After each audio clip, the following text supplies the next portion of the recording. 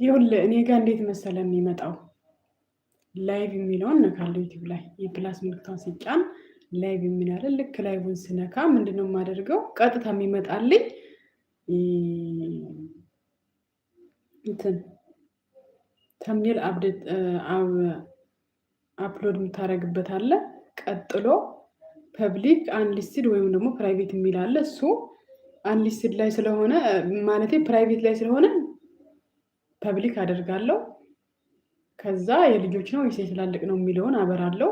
ከታች ደግሞ ወርጄ ሞኔታይዝ አብሪ ይላል፣ አበራለሁ። በቃ ከዛ በኋላ ተምኔል አፕሎድ ካደረግኩኝ በኋላ ኔክስት እለዋለሁ።